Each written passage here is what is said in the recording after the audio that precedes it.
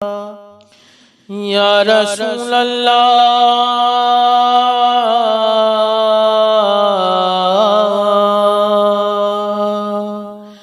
ہو کرم محبوب داور مرشدی حبیب اللہ پر عمر میں برکات عطا کر دین کی خدمات لیا کر یا نبی سلام علیکہ یا رسول سلام علیکہ یا حبیب سلام علیکہ صلوات اللہ علیکہ صلوات اللہ علیکہ.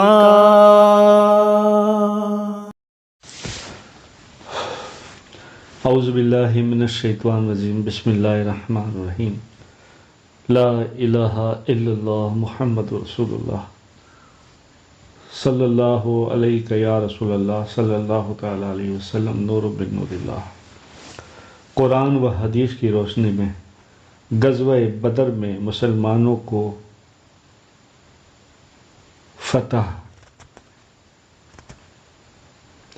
قریش مکہ نے مدینہ پر حملہ کرنے اور ابو سفیان کے قافلے کی حفاظت کے لیے 1000 پر مشتمل لشکر اور جنگی سامان سے لیس ہو کر تیار ہو کر میدان بدر میں پانی کے چشمے کے پاس پڑاؤ ڈالا. دوسری طرف حضور پاک صلی اللہ علیہ وسلم 17 رمضان المبارک سن 2 ہجری میں صحابہ کرام رضی اللہ تعالیٰ عنہ کو لے کر میدان بدر پہنچ گئے.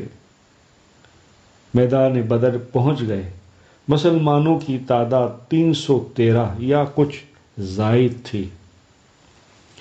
ان کے پاس صرف 70 اونٹ، 2 گھوڑے اور 8 تلواریں تھیں، مگر مسلمان اپنی تعداد کی کمی اور بے سر و سامانی کی باوجود شہادت کے شوق میں بہادری کے ظہور دکھانے کے لیے بے تاب تھے.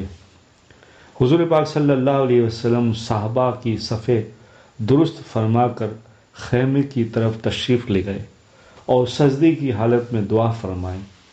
اے اللہ، اگر آج تو نے اس مٹھی بھر جماعت کو ہلاک کر دیا تو روح زمین پر تیری عبادت کرنے والا کوئی نہیں رہے گا. اللہ تعالیٰ نے آپ کی اس دعا کی برکت اور صحابہ کی جان نثاری کی دولت مسلمانوں کو شاندار کامیابی عطا فرمائی.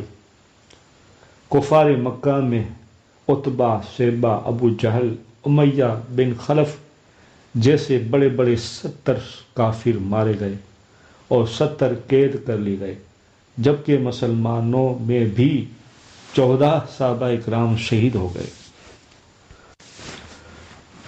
اللہ کی قدرت. بئی نامی ایک چھوٹا سا پرندہ ہے جو اونچے اونچے درختوں پر اپنا گھونسلہ بناتا ہے. اس کا گھونسلہ سوراخی کی طرح ہر طرف سے بند ہوتا ہے، صرف ایک طرف سے جانے کا راستہ ہوتا ہے. اس میں بارش کا ایک قطرہ بھی پانی نہیں جا سکتا.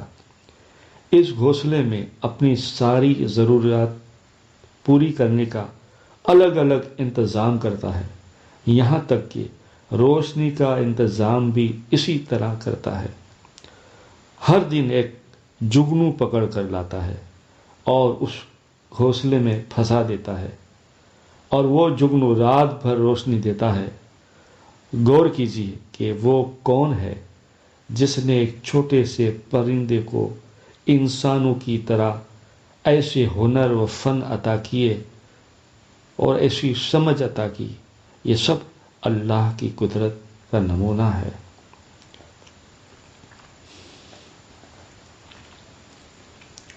رسول اللہ صلی اللہ علیہ وسلم نے فرمایا، اے لوگو، تم پر حج فرض کر دیا گیا ہے، لہذا اس کو ادا کرنے کی فکر کرو۔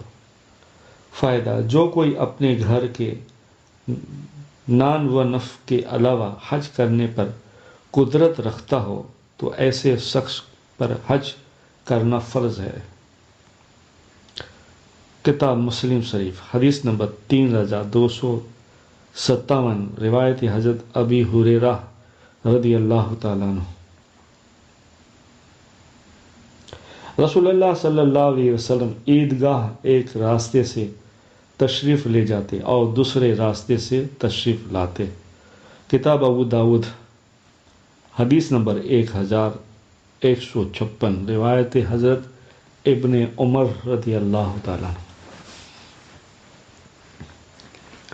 رسول اللہ صلی اللہ علیہ وسلم نے فرمایا، جو شخص اپنے مسلمان بھائی کو کھانا کھلائے حتیٰ کہ اس کو سیر کرا دے اور اس کو پانی پلائے یہاں تک کہ اس کی پیاس بجھا دے، تو اللہ تعالیٰ اس کو جہنم سے 7 خندقیں دور کر دے گا، جن میں سے ہر خندق کے درمیان 500 سال کی دوری ہے،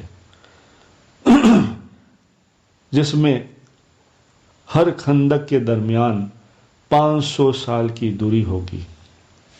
کتاب مستدرک، حدیث نمبر 7172، روایت حضرت عبداللہ بن عمرو رضی اللہ تعالیٰ عنہ۔ رسول اللہ صلی اللہ علیہ وسلم نے فرمایا، جو شخص اپنے پیچھے خزانہ چھوڑ کر جائے تو وہ خزانہ ایک گنجا 2 نقطے والا سانپ بن کر قیامت کے دن اس شخص کے پیچھے لگ جائے گا۔ وہ شخص گھبرا کر کہے گا، تو کیا بلا ہے؟ تو وہ کہے گا، میں تیرا خزانہ ہوں جس کو تو چھوڑ کر آیا تھا۔ پھر وہ سانپ اس کے ہاتھ کو کھا لے گا، پھر سارے بدن کو کھائے گا۔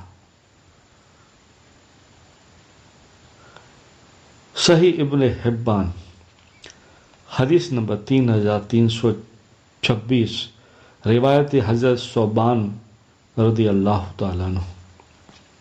رسول اللہ صلی اللہ علیہ وسلم نے فرمایا، ابن آدم کو دنیا میں صرف 4 چیزوں کے علاوہ اور کسی کی ضرورت نہیں ہے: گھر جس میں وہ رہتا ہے، کپڑا جس سے وہ ستر چھپاتا ہے، خشک روٹی اور پانی۔ کتاب ترمذی شریف، حدیث نمبر 2341، روایت حضرت عثمان بن عفان رضی اللہ تعالیٰ عنہ۔ قرآن میں اللہ تعالیٰ فرماتا ہے، بے شک زقوم کا درخت بڑے مجرم کا کھانا ہوگا، جو تیل کی تلچھٹ جیسا ہوگا، وہ پیٹ میں تیز گرم پانی کی طرح کھولتا ہوگا۔ کہا جائے گا، اس گناہگار کو پکڑ لو اور گھسیٹتے ہوئے دوزخ کے بیچ میں لے جاؤ، پھر اس کے سر پر تکلیف دینے والا کھولتا ہوا پانی ڈالو، پھر کہا جائے گا، عذاب کا مزہ چکھ۔ تو اپنے آپ کو بڑی عزت و شان والا سمجھتا تھا۔ یہی وہ عذاب ہے جس کے بارے میں تم شک کیا کرتے تھے۔ اللہ، استغفر اللہ، اللہ کل امت کو معافی دے اور ہدایت دے۔ قرآن پاک، سورہ دخان، آیت نمبر 43 سے 50۔ رسول اللہ صلی اللہ علیہ وسلم نے فرمایا، سورہ فاتحہ ہر مرض کی دوا ہے۔ سنن دارمی، حدیث نمبر 3433، روایت حضرت عبد الملک بن عمیر رضی اللہ تعالیٰ عنہ۔ فائدہ، علامہ ابن قیم رحمۃ اللہ علیہ فرماتے ہیں کہ اگر جسم میں کہیں درد ہو تو درد کی جگہ ہاتھ رکھ کر 7 مرتبہ سورہ فاتحہ پڑھے، انشاءاللہ آرام ملے گا۔ سورہ فاتحہ کی آگے پیچھے 3 مرتبہ درود پاک پڑھے۔ اور کیا ہی اچھی اگر بات ہو، بسم اللہ، کلمہ طیبہ اور درود شریف 3 بار پڑھے، پھر سورہ فاتحہ 7 بار پڑھے، پھر 3 مرتبہ بسم اللہ کلمہ درود پڑھے، تو سبحان اللہ، ہر بیماری کی شفا ہے سورہ فاتحہ، کتاب طب نبی۔ قرآن میں اللہ تعالیٰ فرماتا ہے، اے ایمان والو، اگر کوئی گناہ گار تمہارے پاس کوئی خبر لے کر آئے تو اس کی تحقیق کر لیا کرو، کہیں ایسا نہ ہو کہ تم کسی قوم کو اپنی لا علمی سے کوئی نقصان پہنچا دو، پھر تم کو اپنے کیے پر پچھتانا پڑے۔ قرآن پاک سورہ حجرات آیت نمبر 6۔ اللہم صلی علی سیدنا محمد وعلی آل سیدنا مولانا محمد فی کل وقت و حین۔